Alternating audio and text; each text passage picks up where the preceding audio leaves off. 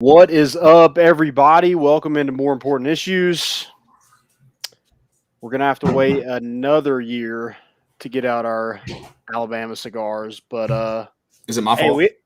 it might be, but we I had we left. had them sweating it out for 3/4, so that was different. Yeah, when we went up 14-7, I looked at you and I said I didn't bring my cigar.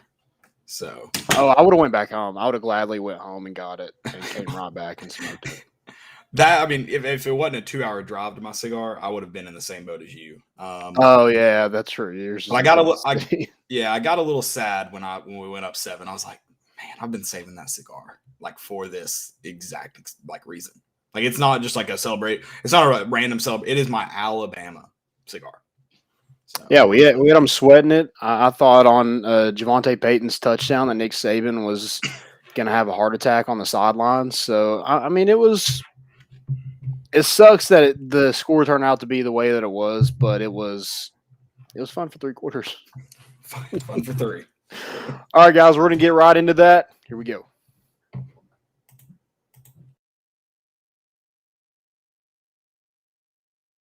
Balls are back. Yeah, they had us the first half, I'm not gonna lie. Oh, could be Wayne! I think I got my swagger back. Oh! I love it, baby! Them orange britches. Something about them orange britches. Tennessee wins! By Tennessee, Jawan Jennings. Jennings makes the catch. Ball hit high in the air into right field. Going back to Sayre. And Tennessee can say hello, win column. A grand slam in the bottom of the ninth. You can't draw it up any better. We just won a basketball game, and we're very happy right now. I made up my mind. I don't expect to ever look back. I'm going to stay at the University of Tennessee.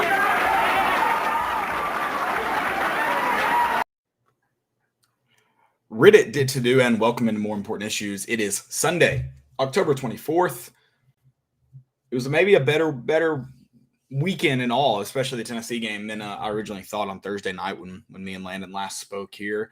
We did have a change of plans. Of course, we are recapping the Alabama game. We'll talk about some of the guys on this roster, this team that impressed that game, continue to impress. Jake Crane of the J-Boy Show, he's going to hop on with us Thursday. We originally said that was happening tonight. Had to push that back, but we'll get that, guys, to you. I know you want to hear from Jake. You can follow him at the J-Boy Show on Twitter and find their daily podcast on Spotify is where I listen to. I'd imagine they're on everything. Yeah, I think they go YouTube Live as well. Awesome. Yep. So you can find that there until Thursday. He'll join us, talk about kind of our, our approval rating and or disapproval rating, depending on where you're at, of Josh Heupel and his staff. I guess we'll kind of continue to evaluate that, as it has been a very, performance-wise, not necessarily, but results-wise, a roller coaster of a season. Yeah, it's just like I said before we got things going. It's just unfortunate the way that the score turned out, but it doesn't say the whole story. I don't think so either. Yeah, it was a one possession game in the fourth quarter. So the fact that they did end up covering the spread kind of sucks. But when you look at Tennessee had a turnover that turned into points. They went for it on their 30-yard line, didn't get it. They went for it on fourth down, didn't get it. Gave Alabama another opportunity to score another touchdown late. They had a big play in there as well that led to a touchdown. It was just unfortunate that it turned out the way that it did. 28 points in the fourth quarter is something that's very eye-popping when you look at the box score. But, yeah, there's more to it than just that. No, I certainly agree, and we'll go ahead and hop into that. Of course, we got our segments, and if you got questions, drop them in the chat. I'd love to hear from you guys as we recap this game. I know a lot of people have some thoughts on it. I think everybody's feeling good, but yeah, I don't think the performance for Tennessee and Josh Heupel, I don't think the performance has been a roller coaster. I said the results have. It's just been, weird. You start off kind of, slow, for, I guess, the best way to put that, with the season with, not the best performance at Bowling Green. You play good against Pitt. Obviously, you don't get the win. Then Tech, you start looking better. You have that game at Florida where things are still in question. And then Missouri and South Carolina, your offense explodes, your defense starts playing better, and then you kind of know how we get to this Bama point. And alluded to earlier, Tennessee was up 14-7. You had what you – I mean – it's kind of weird. We know the position Tennessee's in. You mentioned the roster. You know the results from last year. It never really, to me, as a fan, I was like, oh my God, like we're in this. But like when I'd sit down and calm down commercial breaks, I guess I'd be like, I don't know if we can win this football game, even when we were winning. Right, especially when they went up. I think 2 scores that you're like, man, that's a lot of points Tennessee has to score in such a short amount of time against that Alabama defense. But, coming in the way, Tyon Evans was questionable. Cade Mays didn't play. Hendon Hooker was questionable coming into the game. So when you look at, what you thought you weren't going to have and the way that those guys played, minus Cade Mays, I thought it went as good as you could ask. I thought Tennessee played well. I'm not taking. Hendon Hooker wasn't the same in running the football, which we didn't think he would be with a big bruise on his knee. But I thought he looked. We talked about can he go? Can he go? What's his? Can a different quarterback give you more if he's banged up? I thought he looked great. I think this is. I think it's very clear Heupel made the right decision to play him. He looked like he might be sore today, but you're going into your bye week. You just played 8 games in a row. Everyone's banged up at this point in the season, and I thought he played a good game and gave you a lot coming off of an injury that didn't look great last weekend. Yeah, and this team has kind of crawled to that bye week. They desperately needed a week off to get healthy because that's the big thing. Tennessee just doesn't have the depth to be able to overcome a bunch of injuries. They just don't. No, and the offense has had some ones where guys are actually out, but the defense has been battling injuries too, where guys have just been able to play through them. Mm-hmm. You saw Latte Taylor went off the field twice last week, once this week. I think Matthew Butler went down again this week. I think he did. Bumpus went down. Guys are playing with injuries on the defense side of the ball, but like you said, I think me and you turned to each other in the second quarter and we were like, we got to get to this bye week. Oh yeah, it comes at a great time because you play Kentucky right after that. And I think that's a huge opportunity for this team to come out and get a win. I know we're going to talk about grades here in a second, but one thing when you look at this team, they've won kind of all the games that they should have won to this point, and haven't found a way in those close games with Ole Miss, with Pitt, teams like that. Teams could very well have been a victory, but just couldn't find a way to win in the end. And that's Kentucky can really change. I feel like it can really change my grade for Josh Heupel. I don't know about yours, but it could change mine pretty drastically. And we'll certainly talk about that too here in a moment, like you said. Hey, let's start kind of the recap. And Tennessee gets the ball first, goes 3 and out, and that's something I'm going to get into when we talk about grades for Heupel. This week you did get Tyon Evans back, but Tennessee wasn't able to rush didn't get 100 yards rushing in the game. You go 3 and out there, and you just needed, was it 2 yards? 3 yards, I think. And you're not able. No, it's 3rd and 1. It was 3rd and 1, and that was kind of the story of the night, right? Those short down situations. Alabama's defensive line dominated Tennessee's offensive line. Tennessee put themselves in good 3rd down opportunities for most of the night. You had a 4th and 1. I'm sure we'll get into that, and Tennessee has to take a delay. I know what they were doing, but I would have liked to see Tennessee go for it. But at the same time, all night, who won at the line of scrimmage? And so that 3rd and 1 wasn't good for Tennessee. I don't think I would have liked to see him go for it, but it wasn't good for Tennessee. Mm-hmm. Yeah, it definitely wasn't for sure thing, and definitely running the football. I wouldn't have ran the football in that situation. Yeah, I don't think you could have. Or I would have rolled Hooker out and give him that option where he could tuck it and run. And even Hooker, and this may have been the injury, he kind of struggled to get. He ran the ball well, getting out of the pocket a couple times, but even he struggled to get some crucial yardage, just because maybe the injury, but also Alabama's defense is, regardless of how they played this year, they have they're littered with 4 and 5 stars on the field. They have fat, quick guys, both vertically and horizontally. And so I feel like he struggled to get crucial yards too on the ground. Yeah, I think it did have to do. I just noticed he wasn't as fast to get out of the pocket or even get away from tackles. It just didn't seem the same Hooker that we've seen the past couple weeks. Yeah, no, I agree. So that was kind of that first 3rd and 1 felt like the story of a lot of those, like I said. And Alabama comes out second drive, makes it look like it could be a long night from their first drive. Then Tennessee responds like I hope Josh Heupel's offense continues to look the rest of the season. And I want to talk about the third Alabama drive and the third Tennessee drive, because that one felt again like Tennessee. Okay, so Tennessee, they have that missed field goal, and then Tennessee gets a short field. Sorry, Alabama's 4th drive. Is that Alabama's 3rd drive, Tennessee's 4th drive? That's the one I'm talking about. Not the missed field goal, because Tennessee went down and scored, but the fumble that Tennessee causes at their own 5-yard line, 7-yard line, I think is where we got it back. Goes 3 and out. Looks like, man, defense is going to play good. Offense has to find a way to capitalize. They do get gifted that terrible roughing the kicker.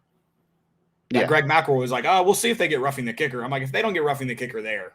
Yeah, there was like 3 guys that hit Paxton Brooks on one play. I mean, so they get to that, and then Tennessee's offense does take advantage of that and goes down and scores. So you did have moments where they responded, but I felt like a lot throughout the game. I believe that didn't Tennessee get the ball in the second half, I believe, in Alabama territory and failed to score at all. We blocked a punt. That was it. Blocked the punt. And we kicked a field goal. We didn't. Okay, so we didn't score. And so like it's just like Tennessee's special teams in that scenario, but defense played a lot of good football for 3 quarters. And it didn't feel like Tennessee's offense could create the necessary cushion ever. Like could never really get out in front the way the defense played. And obviously the defense still struggled in areas. Got to find a way to bring down the quarterback. And they did get to Bryce Young a couple times. But how many times did he scored a touchdown. The first touchdown was him making a play. I mean, if you look on film, Tennessee's had trouble with that all year. And Bryce Young isn't the same kind of quarterback, and we said that last week. But when it's on film that it's easy to get out, Tennessee they're playing coverage. They're trying to get home with 4, maybe sending an extra backer at some point.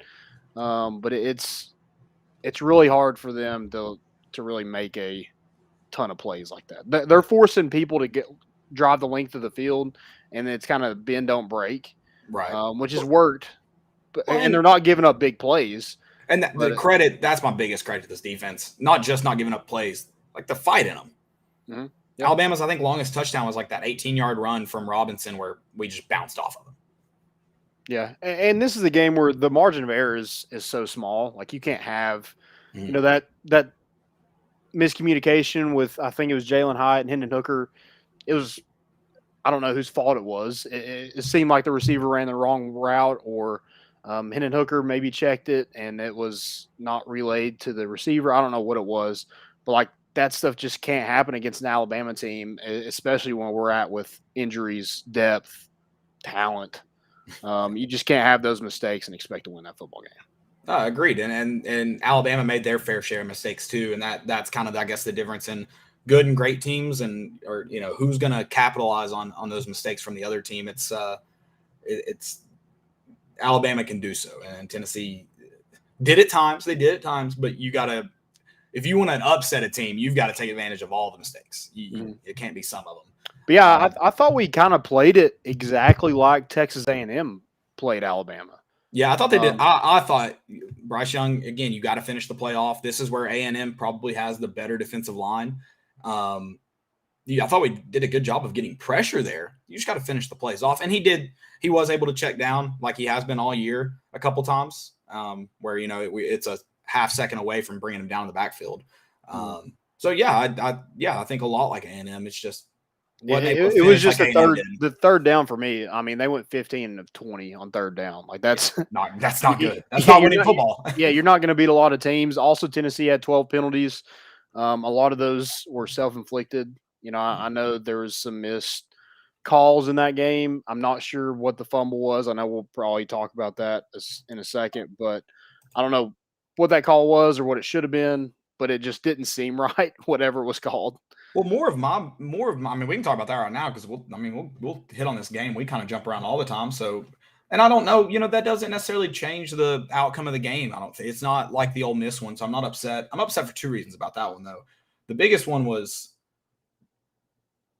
how does the booth not review it initially? Like, how does they stand over it because every touchdown's reviewed? Mm-hmm. Well, you go that ball's out, so you have to look and to try to find who recovers it. Because the refs didn't say Bryce Young recovered it; they said he ran it in for a score. Right. So you need to go review it, and they didn't decide. I don't think they ever. I mean, they didn't point a direction because they decided Bryce Young recovered or scored a touchdown. So they never review it. And then here's my next question. This is the one that I'm weirded out about. So Josh Heupel calls a timeout to get it reviewed. The ruling on the field was changed. So didn't he technically win that review? Shouldn't he have kept his timeout? And this is not about the outcome of the game. This is my monologue about SEC officiating and how poor it is. I think he got to keep his timeout.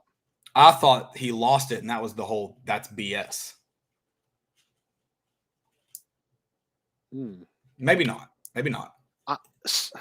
Maybe I'm not remembering, but well, we didn't get to listen to the game, and that's right. That makes it tough. We could hear it, but it's tough to know. We did know that the ref so before that, I guess I should say, before that, he comes out and he says the ruling on the field was that Bryce Young lost the ball, but he did recover it, and then he confirms it.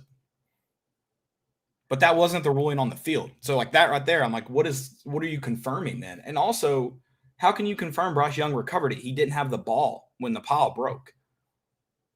So if you want to say the best thing we can assume is he hopped on, okay, that's fine, whatever.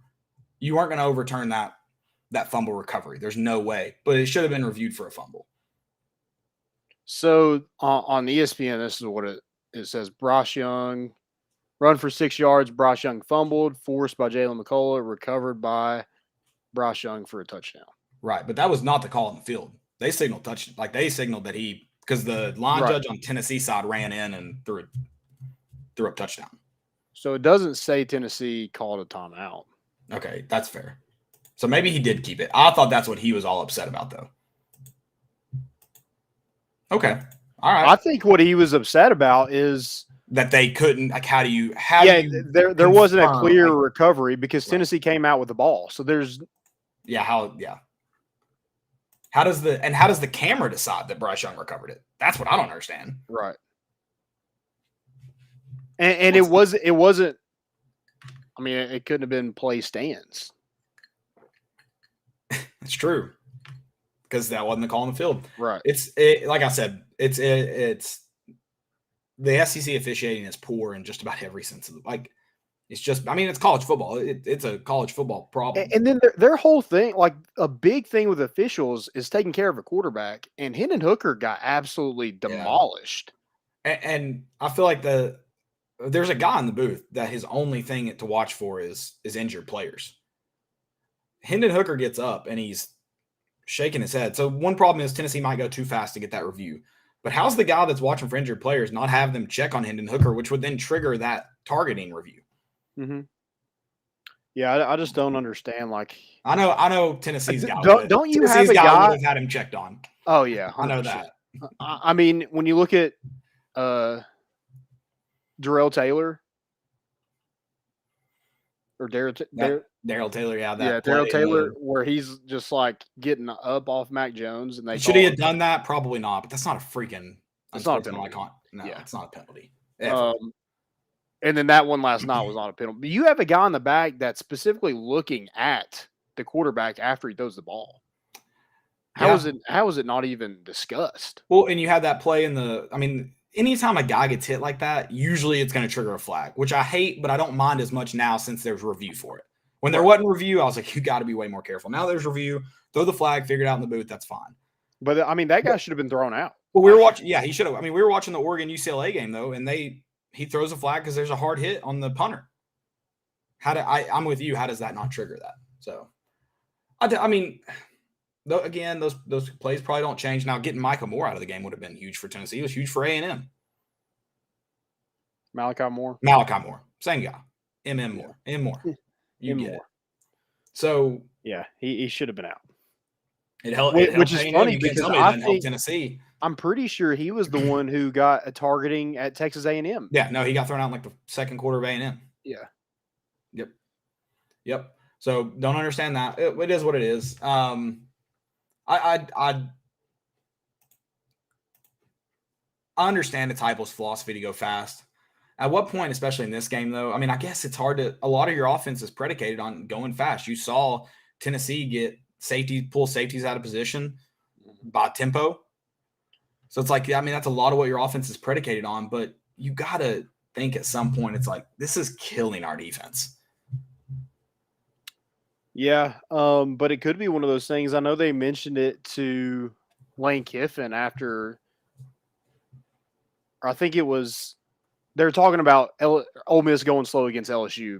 They need to slow it down because they're just giving them the ball back, and they need to just burn clock because they're up by so much. And apparently Lane Kiffin said after the Tennessee game, he's like, we tried to slow down, and it's just not who we are. I don't know that for sure, but it could be the same instance. It's just they're used to doing all that in practice. It's hard to slow down. Yeah, and that's why I do understand. I mean, that's a lot again of what your offense is built on. So I think that is tough. It's just like, and maybe it's just one of those perception things. Maybe it doesn't give the defense a better chance. I don't know, because I mean the defense does have to do a better job of getting off the field at times. I mean, a lot of Alabama's touchdowns were 5, 6, 7 play drives, 10 play drives. So I mean, like you are kind of hurting yourself there too. The defense has to have the ability to get off the field as well. Mm-hmm. Yeah, having 12 penalties, some of those are false. A lot of those are false starts. You had a personal foul penalty; it just can't happen. So I mean, Tennessee kind of shot themselves in the foot a little bit with penalties. I mean, Alabama only had 4. I'm sure a lot of that is based off of being in Tuscaloosa, but 12-4, that's a huge swing in the game. And then you look at third down, the talent gap, that's why the score ended up being the way that it was. It just came into effect later on in the game. I kind of felt like Tennessee, even when Tennessee was up, felt like you were trying to plug a hole in the dam, and it finally gave way. Right. Yeah, because like I said, I mean, Tennessee is crawling to this bye week. Mm-hmm. They should have been in that game. I'll say that.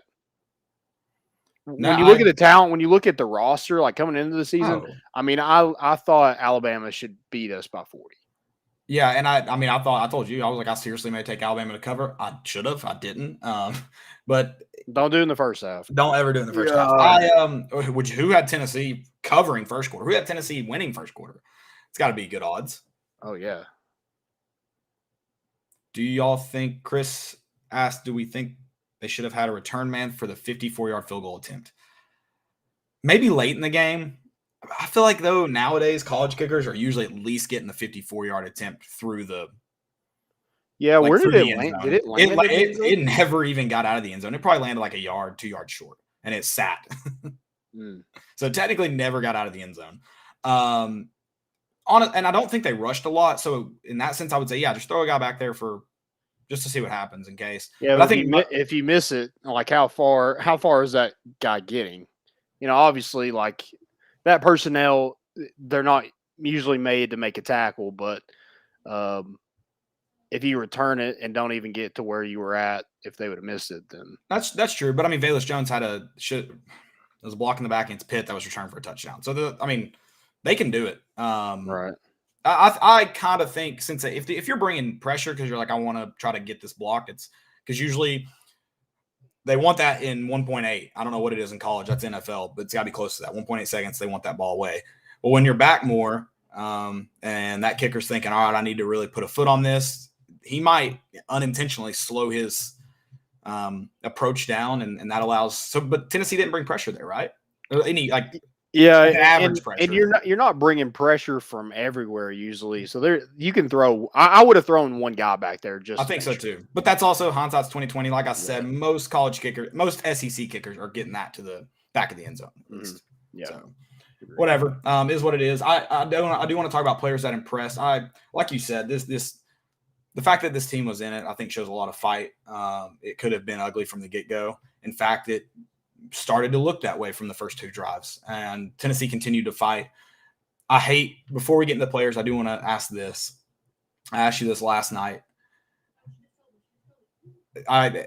Lane Kiffin played Alabama tight in his 1 year at Tennessee. Derek Dooley never played Tennessee tight or Alabama tight. He also never played Tennessee tight.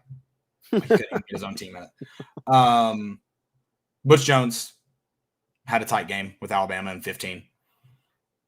And Jeremy Pruitt in 19 had a game that was a road call away from being a really, really close ball game, potentially winning it. Yeah. I don't, especially with the way the score ended up, this game could potentially be completely meaningless in the grand scheme of Josh Heupel and this Tennessee football team. I think because, like that's literally a moral victory because you still got your ass kicked. Right. So, like, you really got to respond. I understand people being excited and but I need anybody that wants to come to Tennessee, like, or any outside media that's like, they're toxic. It's a toxic fan base. If the team fights, the fans support you. They're not going to watch what happened at the end of 2020, though.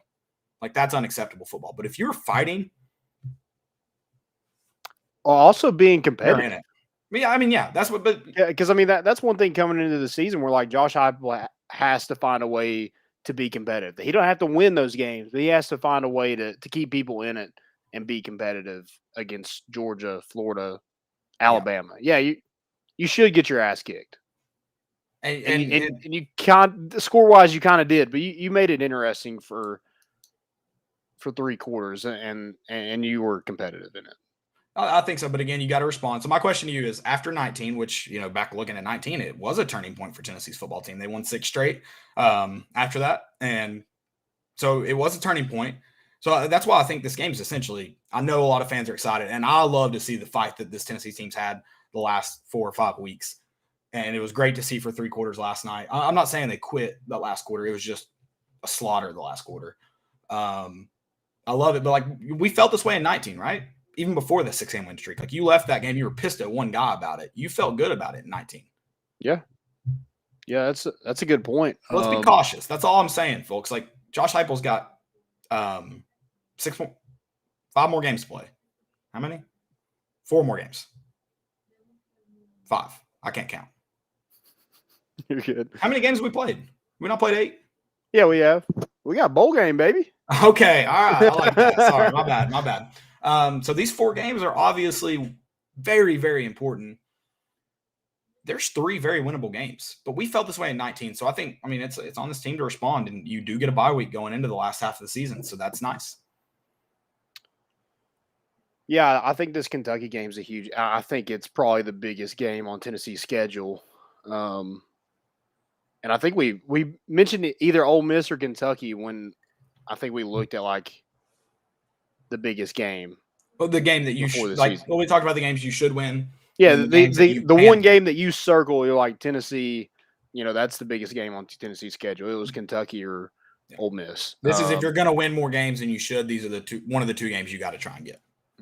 Yeah, and so I think it is a good matchup for Tennessee. You don't have. Will Evans has looked good, but he's not better than Matt Corral, Bryce Young, Emory Jones. I don't even think he's better than him. Maybe he was better than him against LSU, but when he played against Tennessee, he looked like a freaking Heisman candidate, of course. But I think it is a good matchup. They're wanting to run the football. They do get it done in the trenches offensively and defensively, so I think that's going to be tough for Tennessee, but I think I don't think there's enough big, like, Kentucky's not going to get any big plays. So I think it's probably going to be a slow game on defense, and then offense. Obviously we're going to go fast. They got a pretty good defense. They got a really good football team, but I think it's a good matchup for Tennessee when you look at their offense, our offense. Will Evans isn't going to get out. Like, the one thing we're worried about on defense is a quarterback that can sling it or a quarterback that can really run the football. And I don't think he's either one of those things. No, I agree. I think it's a much better matchup for Tennessee. And that's why I think that game's circled. Because like you said, they're a good football team. As much as I hate, and it pains me to say it, they are a good football team. But it is a good matchup for Tennessee, and it makes it more attractive. So, yeah, I certainly agree with that. Let's talk about some of the players that impressed. I do think this game, I think guys continue to get better. Your mainstays have kind of hung around in the game. But guys that impressed you this game, and maybe they're new, maybe they're returning. I'll say real quick to kick it off, a guy that has had a good week, and you mentioned how maybe he needs to be on the field more, is Kamal Hadden. Yeah, come up with that big forced fumble. I thought he played really well. And he had the most tackles of a defensive back too. Yeah. It was good to see Brandon Turnage. A lot of those guys get in there. Brandon Turnage, Deshaun Rucker. I don't think Tennessee's going to grade out very well in the secondary. I don't think they did. But Deshaun Rucker, apparently he's pushing for time, and, he keeps making plays on special teams. I was going to say, the block punt. I mean, if you're giving up big plays like, that one to Jameson Williams, I think it was Jameson Williams, where he was lined up on Jalen McCullough and Aaron Beasley and went for a long gain. You're making those mistakes. A guy like that can come in and take a spot easy. Yeah, and the secondary didn't play great, but one thing I am glad to see that they did, I think it's what kept them in it for so long, is they were able to keep the game in front of them for the most part. Mm-hmm. You weren't letting guys just beat. Once they get behind you, it's tough. It's tough to make a play on the ball. So I thought they did a good. Now, obviously, you like to see them make stops and stuff and make that stuff matter at some point. But I thought they did a good job of keeping the game in front of them, which is, that's kind of the first part of it. Yeah, and Tennessee's defense, like with every team, they're making them earn it. Like I said earlier, they're making them drive the length of the field. They're not giving up big chunk plays. They might give up some third downs and things like that. But, like you said, they're keeping the game in front of them. Like, you're going to earn those 7 points. You get it, you're going to earn it. Not giving up anything cheap. And I think, we gave them short fields. And we're not turning the ball over. So we're not really giving teams short fields. But, in the fourth quarter, that kind of happened. You had some desperation trying to go for it on fourth down and just not working out. And, they're able to score more points than probably they should have. Yeah, definitely. Definitely. Another guy I'll mention on the defensive side of the ball, too. I'll stick with it. And Byron Young. It sucked that he didn't get his first start until Tennessee Tech, because I think he may have come along. I think he's just getting the speed of the game, and because he's playing better and better. Yeah. He's playing tougher opponents, and he's making more plays. So I think it would have been nice to have him those first 2 games of the season and kind of see his improvement happen a little bit quicker. But he continues to come into his own, gets a sack against Bryce Young, and he's kind of getting to where we expected. Obviously, you'd like more from him because Tennessee does need that guy on the defensive line right now, but he's playing good football right now. Yeah, he just seems relentless. And he's not perfect by any means, but it just seems like even if gets caught up by a tackle, he seems to always make it difficult on a quarter. Like, he's going to make them move in the pocket.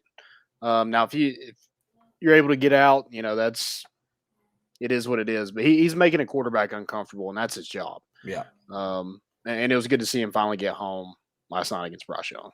Absolutely. And Chris, first off, Chris Northside, what's up, man? Good to have you in always. Chris, we're going to answer that question because I like it, but we'll get that after the Alabama game here. Another guy that continues to impress, Cedric Tillman, 7 receptions, 152 yards. He had a touchdown. He seemed to do more kind of after catch this game, which he did have that big one against Pitt that he made stuff happen after catch as well. But Cedric Tillman it's nice to give more weapons. You've had Tillman, Peyton, and Velus Jones kind of having their own game. It seems like you're kind of spreading the wealth around. And I thought Jabari Small was really good out of the backfield too on Saturday night. He got involved in the passing game. Yeah, that was good to finally get a running back involved, because that hasn't really been the case over the past couple of weeks. Well, yeah, Cedric Tillman. When he got, whoever thought he was going to be the player that he's turning into. Mm-hmm. Wide receiver, I'll say that. We just get Juwan Jennings, Callaway, those guys like Josh Palmer. I don't think anybody really thought that they would be NFL players, but here's another guy that probably didn't even really expect him to make an impact at Tennessee, and he has 152 yards on 7 catches and a touchdown against Alabama in Tuscaloosa. Yeah. Another guy for me, I'm going to go another defensive guy. That's Matthew Butler. He's been solid all year. He's playing a ton of snaps, like a crazy amount of snaps for a defensive tackle. He had 9 tackles, 4 solo, 1.5 tackles for loss. He's just a man-child. He's big. He's athletic. He's been in this program for a long time, and it just seems like a guy that Tennessee really trusts up front. And right. He's making the most of all of his opportunities. Yeah, absolutely. I like the way Matthew Butler's playing, and you mentioned kind of the same thing. I think for pretty much a lot of guys on the defensive line. You mentioned Byron Young. Even when they're not, they get held up. It seems like they're at least making the quarterback move around. Let's just finish those plays. Yeah, they just don't like some defensive players, and I'm not saying that they do on Tennessee because I haven't seen it a ton, but some like they get held up, they're done. They think their play is over. Like, right. oh, I'll try again next time and try to get past them. Yeah, this team runs to the football, and that's when you don't have the talent. I guess that's really all you can really ask. Oh, absolutely, absolutely. Next guy, I'm gonna go with Hendon Hooker. And I feel like we say his name every week, but coming in here being questionable, working to get back, and he could have been like, "No, I'm not playing this week. I'm playing in Kentucky." But the competitor in him, and he showed out. 282 yards, 3 touchdowns. He did have the pick. That was not really his fault, miscommunication. It wasn't just like a bad throw. And then 26 yards rushing against a really good defense. I mean, he's been the spark. I know I'm a Panthers fan, so Matt Rule said after their game today, like they switched up quarterbacks because they needed a spark on offense, and he was hoping that switching quarterbacks would do that. It didn't because it was just a terrible game. But I mean, props for him. Like Hendon Hooker's been the spark of this football team since he's come in and started playing, been named the starter. He has made this offense run, and they cling to him. That he's put them on his back, and that's why he's one of the best quarterbacks, not only in the SEC but in the country. Yeah, and that too is what separates really good teams is do you have a quarterback that can do that? And Tennessee obviously needs more than just that, but feels good to have a quarterback. It does. He's done a good job at and like you said, being that spark guy, just being a good leader. Just not. I mean, I don't know in necessarily terms of locker room how, but when you're the quarterback, you're the natural leader. And he's done a great job of that. And yeah, I think if hopefully Tylen Evans is healthy for Kentucky, but because we're going to need more from the rushing game against them. But he's been a lot to make Tennessee more dynamic. What did you think of 24 points is the most points Tennessee has had against Alabama since 2003? That's pretty. I would have thought the Butch Jones era would have produced more at some point. I just don't remember. 24 points isn't a lot of points. Not a lot. That's the first time Alabama has trailed at the end of the first quarter in 9 years. Oh, shoot. And I thought they meant to Tennessee, but I went back and read it. Now, I could be wrong, but I went back and read the stat, and it did not specifically say to Tennessee. And I'm thinking Tennessee, did they lead in the first quarter? That would have been 2011. There's no way. No, not 2011. 2012. There's definitely no way. So were they beating LSU? I guess they would have had to have been. Or at least tied, I guess. Yeah. I mean, I can see if I can find it real quick. If anybody knows for sure, if you got to watch the broadcast, I went back and rewatched the game today. So LSU was ahead 10-7 in the first quarter. Okay, so it must have been Tennessee, but I'll look up that game. Was Tennessee really leading in 2012 at the end of the first quarter? I'm trying to remember. I don't think Tyler Bray played that game. He did. Never mind, he did. That was the year before. I think that. His name started. It's losing me. I'll look it up and see if that must have been it. But I went back and reread it, and it was not. It didn't say specifically Tennessee, but I guess in the context of the game. We were losing that one 7-3 in 2012. Maybe it was trailing by 7 then at the end of the first. Maybe that was the stat. Okay. Because that if LSU was up 10-7, made up stat. Yeah, he's never thrown an interception in a clean pocket. In 2011, we were tied 3-3. You love to see it. I think maybe it was 2010, but I think Sims started that game. 2010, Or he finished it. 2010 to 2011. It was we Yeah. went down banged up to Alabama, I remember. Joe said no mention of Tennessee, but it said trailing at the end of the first quarter, if I'm right. Okay. So I don't say we found out they weren't trailing Tennessee 9 years ago. So I don't know. Pat Sims had a QBR of 18.1. You love to see it. You love to see it. Michael Velarde had 100. Big punt. Did you have any other players you wanted to talk about that impressed before we kind of move on to some team talk, maybe outside the Alabama game? I'll go Deshaun Rucker making a play on special teams that, could have really, if Tennessee's able to cash in on a touchdown, I think it's a very interesting game from then on. Yeah, 100%. And then I think another crucial play in that game, other than that punt, was not going for it on fourth down. I know hindsight's 2020, but when you look at you give the ball back to Alabama, they go down and score. Yeah, and it kind of unravels from there. And I think that was a point in the game where it's like you need to do all you can before. You knew it was going to unravel at some point. So it's like you need to do all you can before it unravels. Especially when you can't run the ball. You're banking on big plays. Javonte Payton. I know you had that one drive where you just kind of drove it down the field and then cashed in on a Velus Jones touchdown. But the rest of those touchdowns were big plays. Right. So that Tennessee desperately probably needed to go for it on fourth down. Elected not to. Again, hindsight 2020. What if you throw a pick six on fourth down? But yeah, that could have made things very interesting if Tennessee is able to get some points on that drive instead of giving it back to Alabama. Absolutely. Have to agree with that. Unfortunately,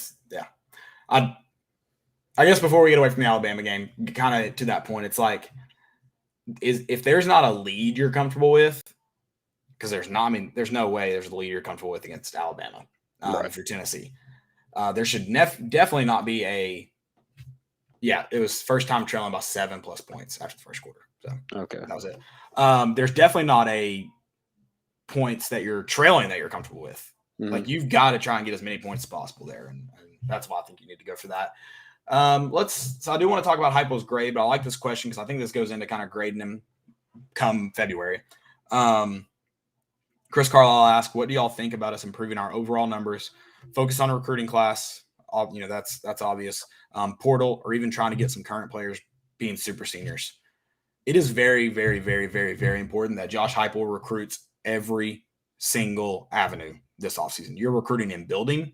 You're obviously recruiting the upcoming class. But you're recruiting in building, and you're recruiting out of the transfer portal as hard as you can to get those numbers back up. And when I say recruiting building, I think super seniors are important.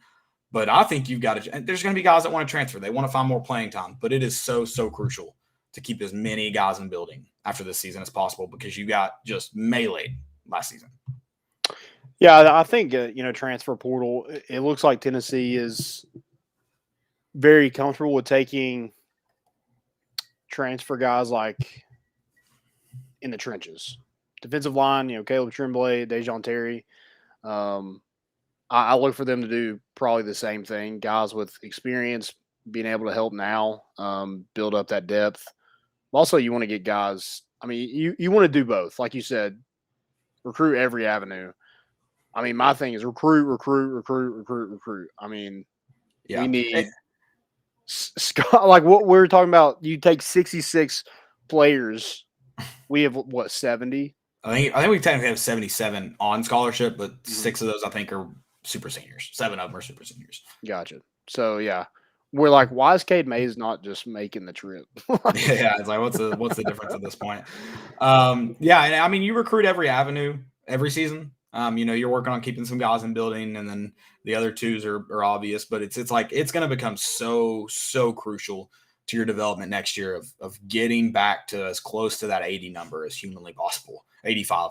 And it helps that you're able to sign 6 more guys? Yeah, they're adding to that 6 or that more transfer guys. portal. Yeah, so you're able to replace if 6 guys you can replace up to 6. And it doesn't benefit Tennessee any more than any other team in the country, but at least Tennessee does get that luxury this season where you didn't really get last year. Season. Yeah. So I think it's really crucial, and it'll go into how I grade Heupel in February, and hopefully he's not a victim of circumstance with some guys. Hopefully it works out. Tennessee's got to recruit better, but you were in a competitive game last night on primetime.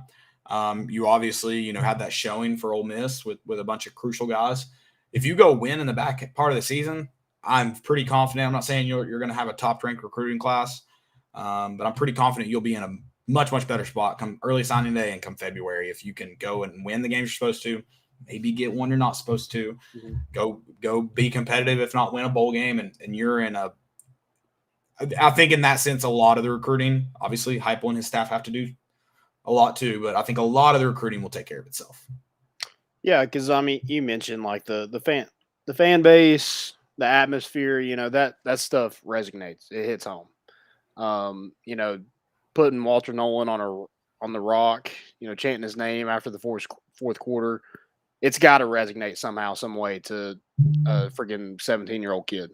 I miss that they chanted his name, but that's I don't know how to feel about that, but it does make college football what college football is. Like, you don't see Jaguars fans chanting Trevor Lawrence as they're losing to they're tanking for Lawrence. You don't see that. True. Even though they knew it was happening. So it might be a little out there, but it is what make the weirdness, and we'll kind of talk about it when we recap college football this week. The weirdness is what makes college football so fantastic. Right. It's going to be interesting to see what this thing looks like. But you're able to just you're just selling a vision. But now you're actually it's coming into fruition. You're actually have some success to what you're saying. You're like, hey, we're going to put up a high-powered offense, but you don't really know what it's going to look like, what success you're going to have in this league when you never played in this league before. Yeah, your first recruiting class when you've never coached a game is all vision. You really don't want that second class to be all vision. You want to have some legwork to it before, obviously a lot of it's vision, but I think Tennessee's done a good job of laying that groundwork. Not just be like, you're not just selling an empty, poster with this is what we want to do. You're saying, well, here's the product we've already put on the field. Here's what we're working towards. I think Josh Heupel and his staff have done a good job of doing that so far. Obviously, you still have 4 games left, 5 if you're Landon, and so you're hoping to really continue reaching that vision in those 5 games. Yeah, Tennessee's. They should be telling recruits, "Hey, we're taking a knife to the gunfight every time we play an SEC team, and we do it smiling. Yeah, we're psychopaths. We love it. Yeah, Coach Eckler's already got blood on him. We don't know from where. Yeah, he's definitely on the front lines for sure. We're not blessed with Brick Tamlin's. We don't have the hand grenade guy yet. Do you want to be that hand grenade guy? Let me ask you that. I'd say just watching this team play, there's a lot of guys that would jump on that grenade for the rest of the team. That's what it seems like to me. I could be wrong, but I want that. I want the hand grenade to be ours. Like, I want to throw that. I want our guy to throw that. Oh yeah. We're on the. We don't even have a trident guy right now. I need someone with a trident too. Like you said, we just got the knives. I need more. We need more weapons. Coming into the season, I thought it was more like a butter knife. Yeah. How many people do you think know that we were talking about Anchorman there? I need to fill out our audience.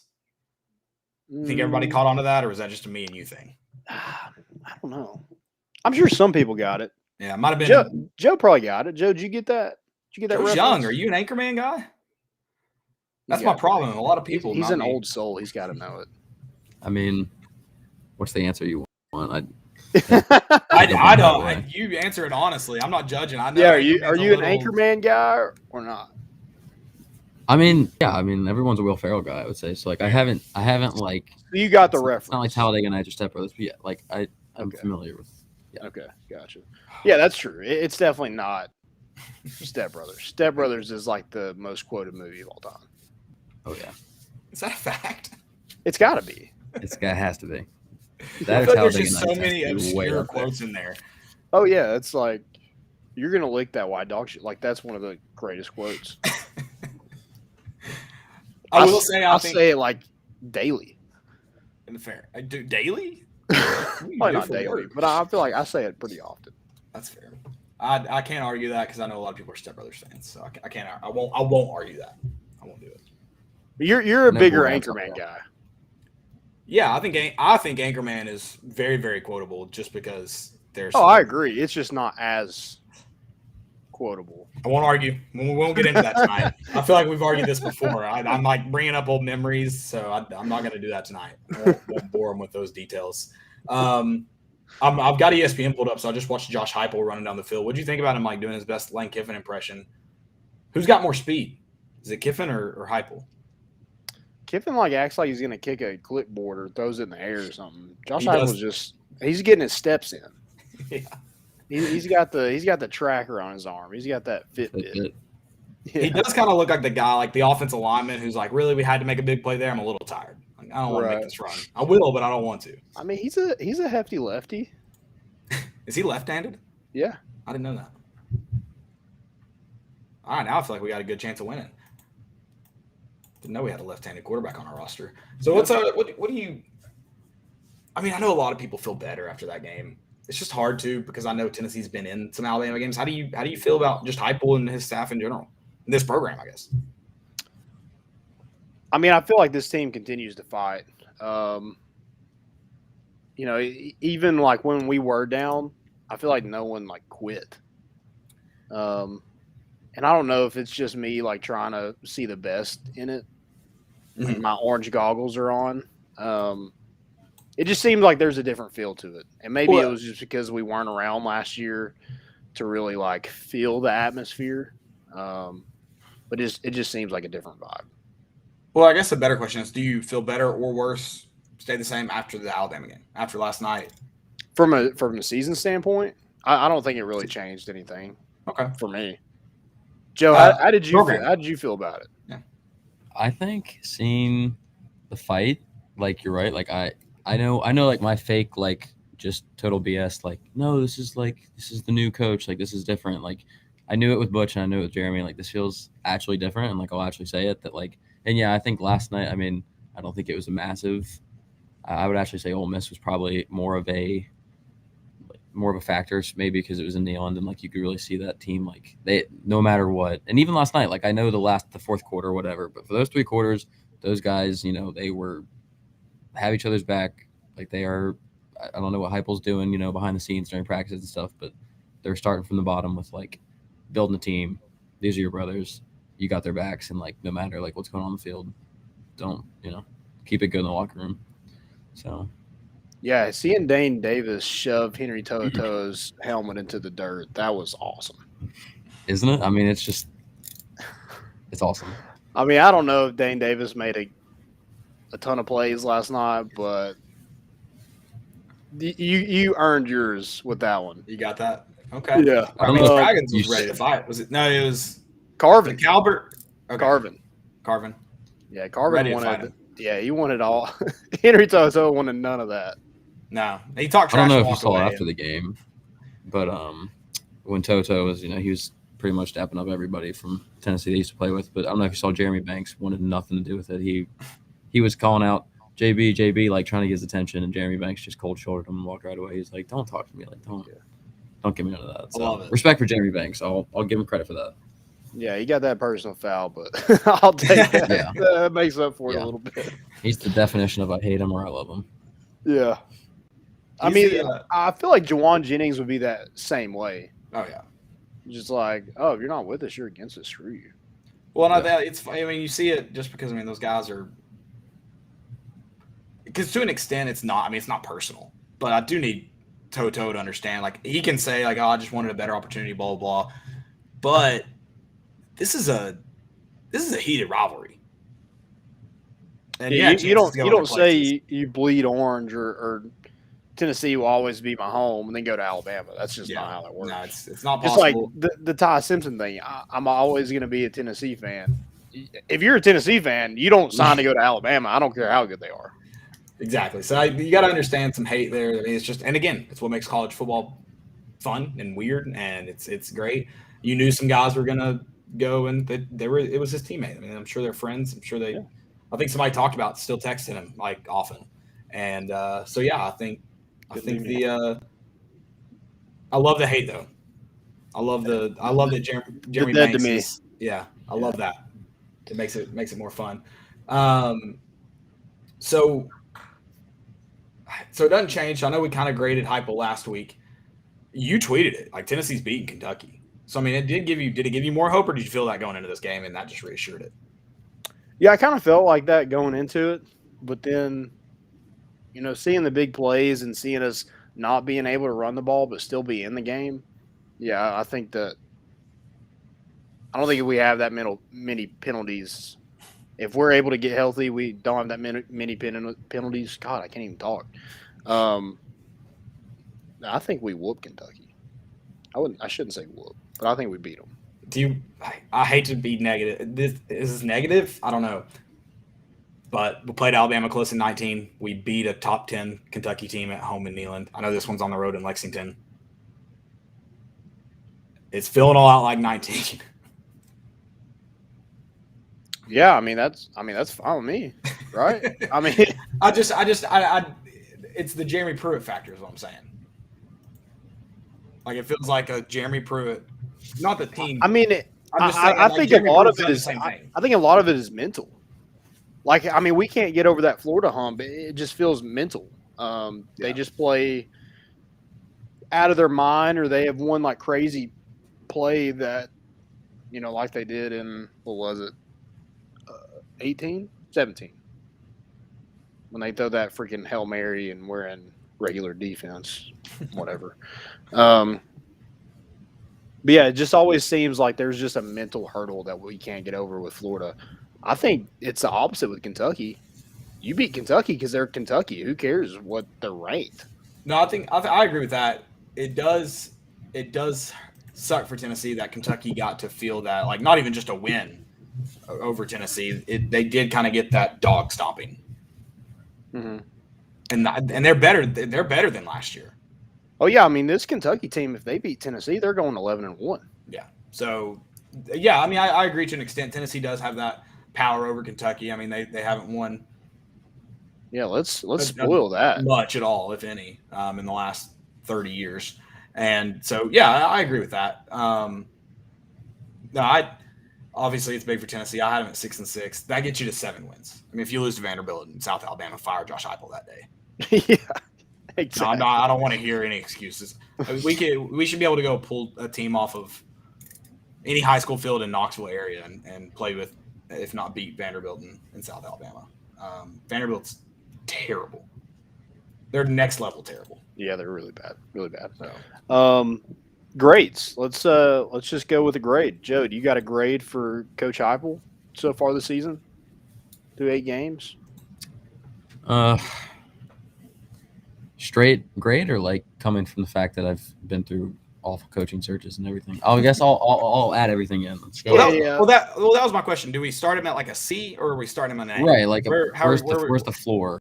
I mean, you start like you have a 0%. Okay.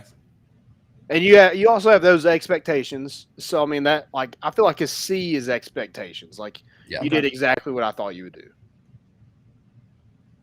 I say B+. I think he's still got a lot to show. I don't think like we've had any, like, obviously if you beat Ole Miss, beat Alabama, that's definitely like a bump up into the A's, A-, A+ even. But I think he still has a lot to show, but he's definitely exceeded expectations. I think expectations again were to come in and, with how paper thin the roster is and everything, like, people are just kind of like whatever, C+. So I think he's definitely turned the team around and like exceeded expectations, but I don't want to go too far and put him in like the A's at least. So I think B+ is a solid. Yeah, it's a good starting round. With the rest of the season to play out until next year. Yeah, Joe had a good point there. I think he has exceeded expectations in some places. Before Joe, I was going to go C+. Is a B- and a C+ the same in this situation? I don't know. I don't know if I'm willing to go quite as much as B+. I feel like that territory you're probably beating Pitt. Yeah, the Pitt game takes me out. I don't know. But beating Pitt, especially with the way they had that, their only losses to, is it Western Michigan? So it's like that's a really good win if you beat them. Yeah. So I think in that B area, I think I'm just going to go straight B. I think he has definitely look better in a lot of areas than we thought was going to be the case with this team. But at the end of the day, you want to win. Alabama did still cover. You did lose to Ole Miss. You probably could have done some things better offensively against Ole Miss and Pitt. So I think I'll sit in the B area, just because I think you have left some opportunities out there. Yeah, I think I'm going to go with straight B as well. That's what I wrote down, so I'm going to stick with that. But yeah, people might say it's too low or too high, but this team is playing a lot better than people expected them to play coming into the year. Now you haven't really won any games. You are still 4-4 on the win in the win sheet. So. Correct. You haven't won like people thought you'd be 4-4 here.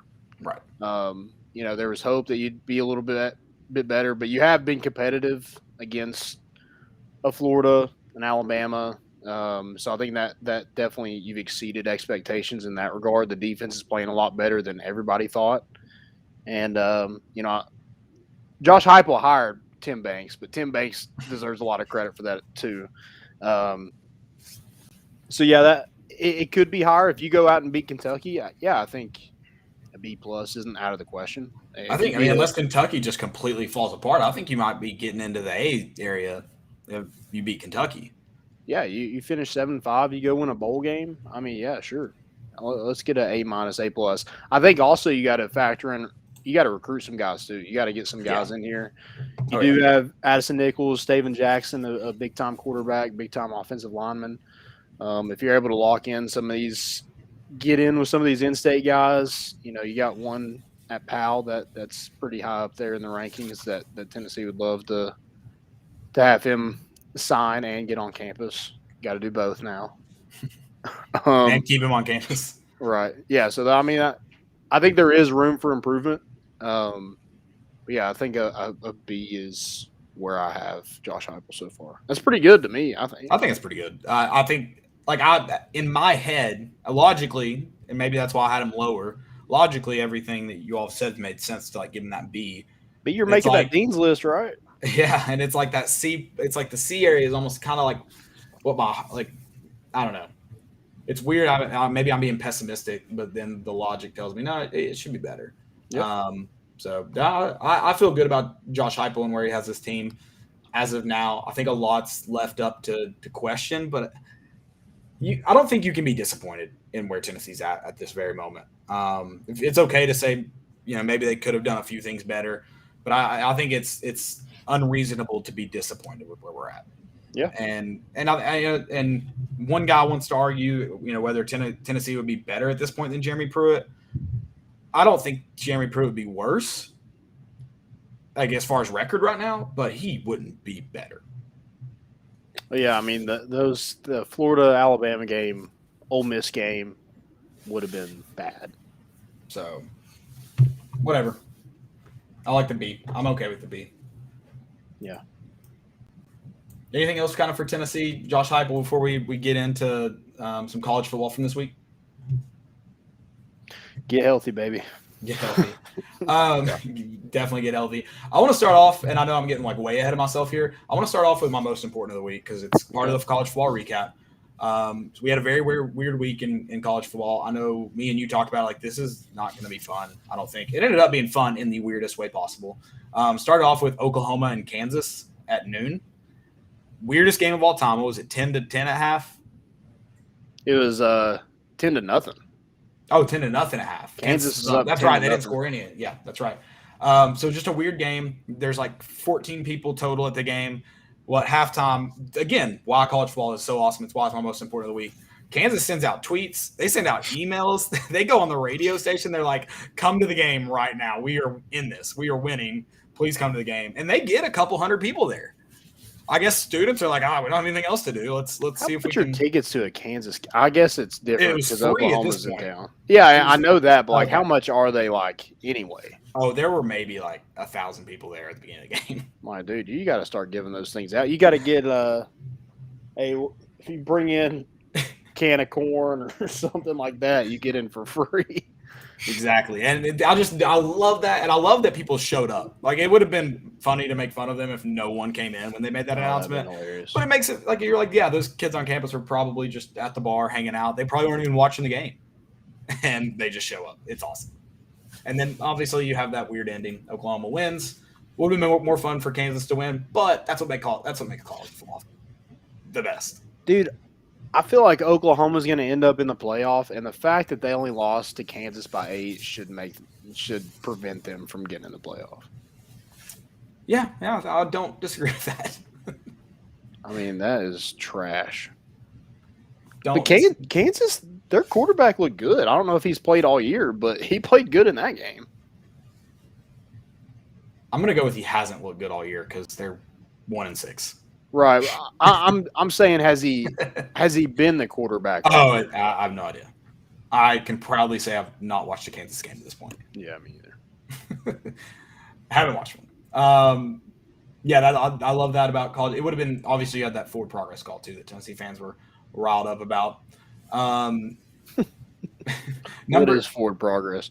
We've been asking what is targeting for so long, and now it's forward progress. You had a catch for a while, targeting forward progress. I love it. Love it. We had Cincinnati and Navy, also a noon game.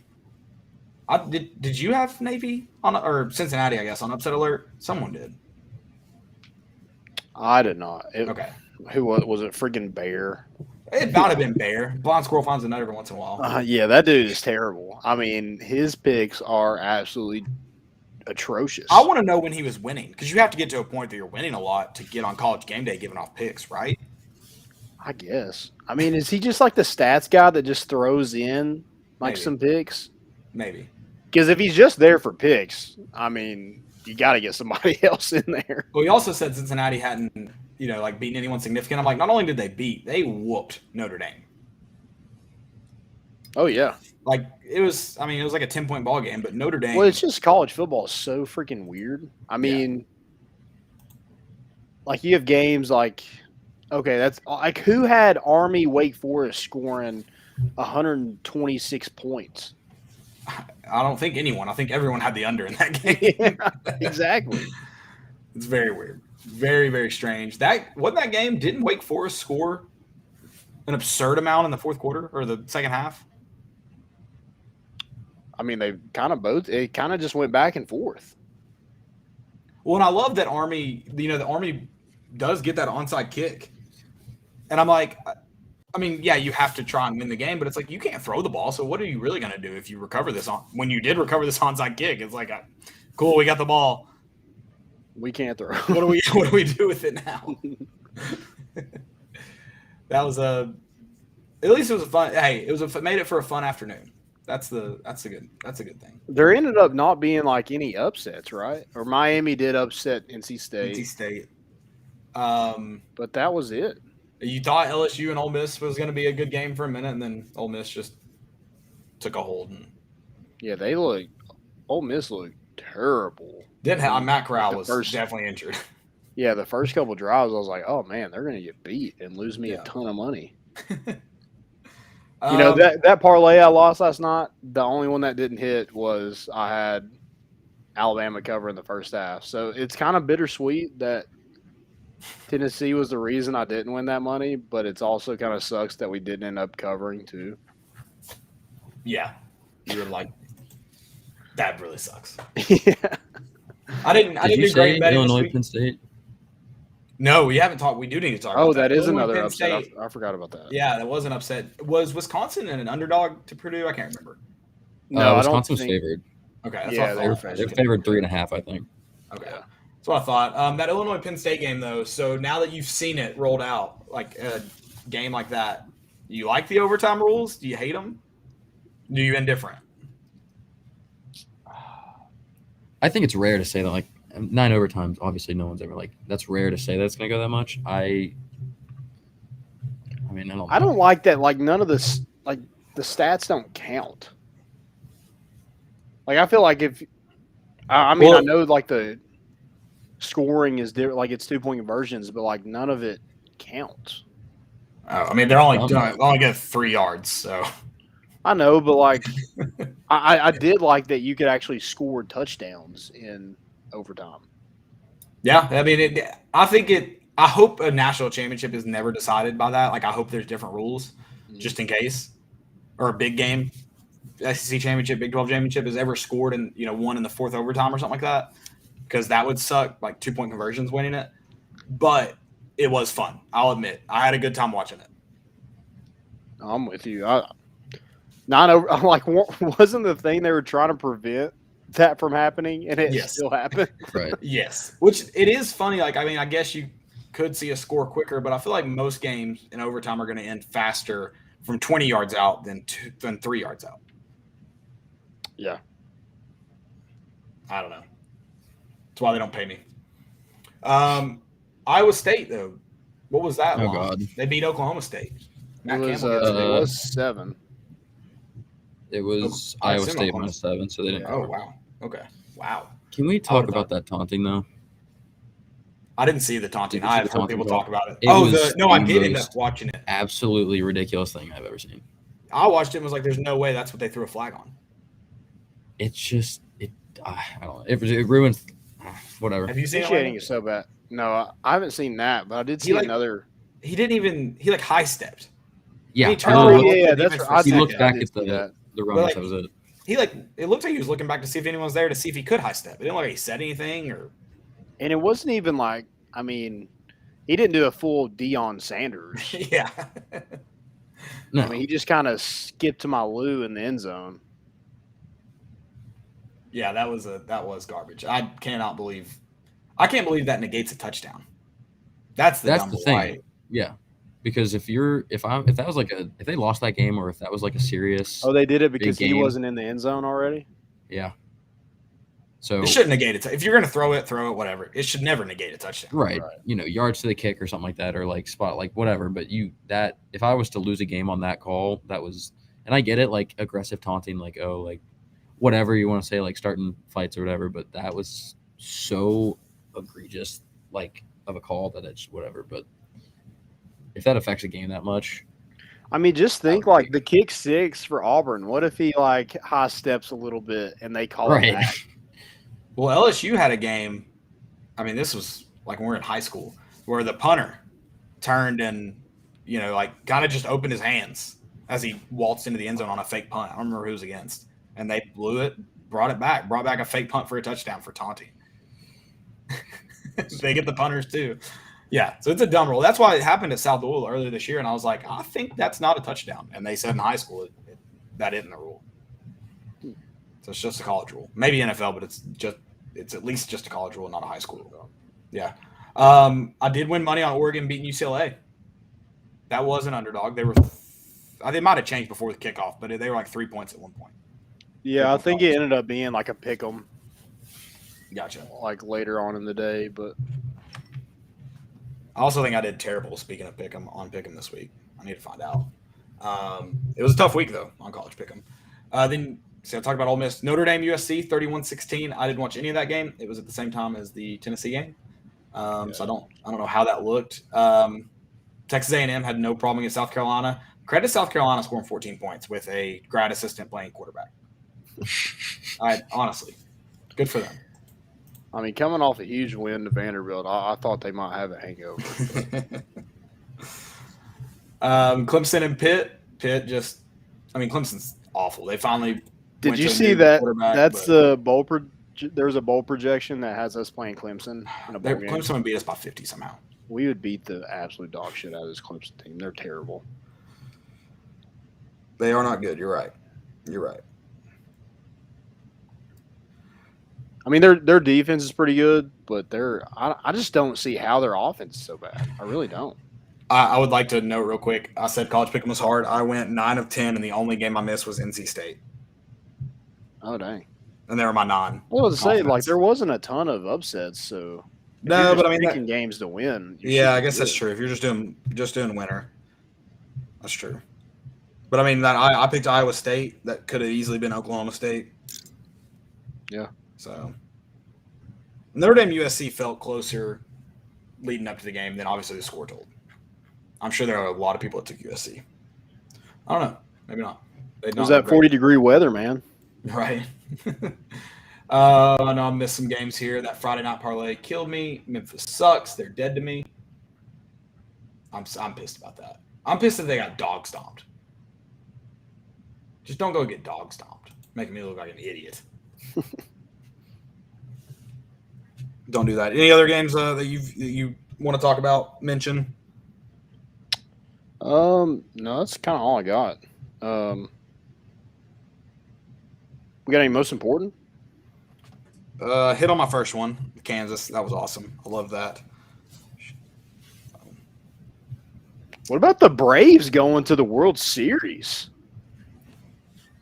It feels weird because it feels like our entire life. Because, I mean, it's kind of like Tennessee. The Braves were, like, really good when we were really young, and then they've sucked while, like, we've been sports fans. Oh, yeah. Because I think if the Braves were – like, I mean, think about all the people. I mean, there's a lot of people our age that are Braves fans because of, regional, But I mean, they haven't – I feel like everyone, like, 3 or 4 years older than us, 5 years older than us, are huge Braves fans because that's when they were really good. Yeah, so 99 was the last time they went to World Series. I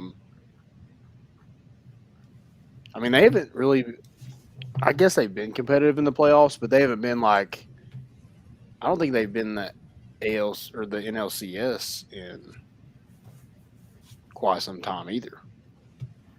Yeah, no, I think I would have been a Braves fan, like I said, if they were good while I was growing up. Mm-hmm. But that just was not the case. That's a big Chipper Jones era. Yep. Greg Maddux, Rafael Furcal. But yeah, congrats to Braves fans. Y'all deserve it. A lot of y'all are Tennessee fans too, yeah. So it's nice to get a win sometime. 100%.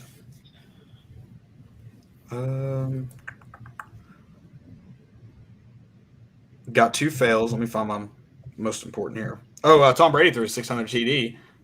Fail on the guy for not negotiating a better exchange for the ball. Also, how does a fan end up with a 600 TD ball? It's not a home run. So somebody had to throw it. I guess. Yeah. I'm like, are we not aware that whatever. Very strange. I mean, 600 is cool, but like,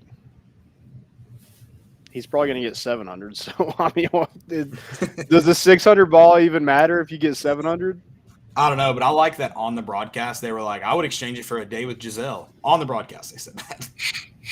Damn. Unless someone voiced him over and made it sound perfect. Who's in the broadcast? It was Romo and who does it with Romo? It's Aikman, isn't it? Is it? Is it Aikman? So it was them talking about it. Yeah. I think so. See if Pat 40 will disavow him. Doesn't Romo, he has a beautiful wife, doesn't he? I don't know. I guess he would still exchange that 600th for a day with Giselle. Which one said it? Do you know? I think they were both laughing about it. I'll see if I can find it real quick. But yeah, love it. Love to see it. Those former Cowboys are horny. It's the Jerry Jones in him. Yeah. Good Lord. He said, what can I give you? So he gave him another game ball and then promised him some sort of signed jersey. They're going to figure it out after it's all over today. That's a bad deal. It is. That is a terrible deal. Oh, they don't mention that one. Maybe it's this one. Down the Tampa Bay I don't know. I swear they talked about it. That is a terrible deal. I'm about to find it. That's not it. Dang. I don't know. I know they said it. Someone said it. We'll credit it to Romo. That's kind of all I got for most important. Sweet. I've got a couple fails. NBA's back, I guess. That's a fail. Joe, you got any? Nothing I can think of. Let's go fail. I'll go fail off the rip because I need to get this off my chest. Officiating is trash, and Awful. It's getting worse. SEC officiating is bad. It's been bad for a while, but now it's I know high school officiating is never going to be good, but when they're learning and watching from SEC officials that are horrible right now, it's only going to make high school games worse. Yeah. There was literally a call in this game that I went to on Friday night. It was a 4-point ball game. team kicked a field goal to they're only trailing by 4. They kick it off. They pooch kick it. It goes to the up back. He runs and meets a tackler. The tackler grabs the ball from him. They fall to the ground. The official comes up, marks it as a turnover. Then the officials come together and mark it as he was – I don't know, but they marked it as the other team's ball. The first official that marked it watched it, yes. Watched him take the football from him. They fall to the ground. Everybody goes nuts. They come together and then mark it the other direction. I'm just like, how? I watched it too because it was like right in line with my seat. And I'm like, how does that call? How do you come together and somebody overturns you when you're the one that watched it? I guess this doesn't apply to high school football as much, but like in college and NFL, I want hot mics on when they congregate, when they meet up, because like I don't know who's discussing what and who thinks they like. I want to hear the thought process, because especially when something so stupid like that is like, okay, what was like if there was something about like, oh, there was a fumble on the ground for it, toss around, but like there was no if it was pretty evident for everybody in the stands and everybody like in the game that it was recovered by him, he grabbed it while they were going down. Yeah, what made you think about that? Who's overruling you? Right. Who has that better? Who has that better angle? Who was in position to overturn you? Well, it's like the old miscall. I'm like, who said they had forward progress stopped, and why do they trump the other guys? Yeah, why is the white hat and the other guy running downfield with? I would love that. How do we do? Yeah, we need transparency. That's what we need. I mean, they just need to answer. Like, why did you call it that way? The SEC only released something that said the only statement that at least the latest one that I saw was that the refs decided that, like, all they said was just restated that the refs came together and decided that you can't decide that forward progress was stopped a minute after the plays happened. Like, if while it was live, you decided and all seemed to agree that the play's live. Yeah, if you thought forward progress was stopped, there should have been a whistle. Right. All of them ran it out as if there was, if one ref ran it out and the other ones were like, no, but they all played it out and we're all like, yeah, that's plays live. We didn't blow a whistle, so like keep playing. Yeah, if these morons that are officiating college can't get stuff right, I mean, it's only going to be worse for high school and lower than that. Well, there's just been a terrible play in the San Francisco-Indianapolis game. The punt returner for San Francisco kicked the ball backwards. Like, he kicked it from about the 20 accidentally, trying to pick it up. Picks it up in the end zone, and then he's tackled in the end zone. They ruled a touchback. Is that the right ruling? Yeah. Is that not a safety? I don't know. Can you all see this? Is that not a safety? That's grainy. It should have been like that. So you got the gist of the play. Did he have clear possession of the ball before? It looked like he picked it up before the end zone too. So they called it a touchback and gave it San Francisco's ball? Yeah, according to Twitter. I don't know, unless they've changed it by now. But that's not the right rule. He touched it out of the end zone. His momentum didn't carry him into the end zone. Right. So I don't know. Whatever. That's all I got for fails. Bad officiating. My first one is the classless Ole Miss fans just throwing haymakers in the student section. Did you see this fight? I love that there's one guy that throws. I love there's one guy that throws 3 punches and doesn't land a single one. And for throwing those 3 punches, he got a nice hit himself, and he didn't. Poor guy. He just wasn't a winner. I mean, Ole Miss wants to be Tennessee so bad. They want to be the villains that they're literally being the enemy of every single team they play. Yeah, I do. I will say this. I want to tweet this. It's hilarious. I feel like Tennessee fans used to love Marty Smith, but since that tweet, Tennessee fans hate him. Like, they have put him on like Dan Wolken level. What did he say again? He was just like, I had to delete the tweet. It didn't serve it. It was stupid from him, because he tweeted about how great the atmosphere was, and was like, I shouldn't have done that because of the way it ended up. Blah blah blah. Oh yeah, that's right. Yeah, which I'm like, that is dumb. But Tennessee fans have been relentless on him since then. Well, I mean, like, it didn't change the atmosphere. No, it was dumb. It was dumb. I also think if the refs had just started play again while they picked up the initial trash, it would have stopped. Yeah. So a guy that I work with, he's kind of over the security. And so he was on the field when all that happened. I asked him, I was like, Hey, did you get hit with anything? He just started laughing. He was like, no, but I had guys that did. That's awesome. He's like, I did not have a good night Saturday. That's funny. My next one, I've got one more actually. I thought I had two. I have three. I should have had this uploaded. Can you all see this Manning picture from the retirement? Yeah. I saw Did you see they Photoshop Peyton, Eli, and Cooper in it? And it's very weird. So like from their dad's retirement, they retired, Archie's jersey. Oh yeah. It's of them wearing 18 on the field, and they Photoshopped it into the picture with Eli's family. It's very weird looking. And it's not a great Photoshop either. Mm. Yeah. It's incredibly strange. Also, I didn't realize Eli had so many kids. You got that Travis Henry? He's just got 4 kids, but I feel like you would know that Eli Manning had 4 kids. Isn't it Travis Henry who has like $1 billion? Philip Rivers also has like Philip Rivers he's 9. Philip Rivers all are under with the same wife, I think. Yeah. Travis Henry, I think, has like 30 kids that they might be mine.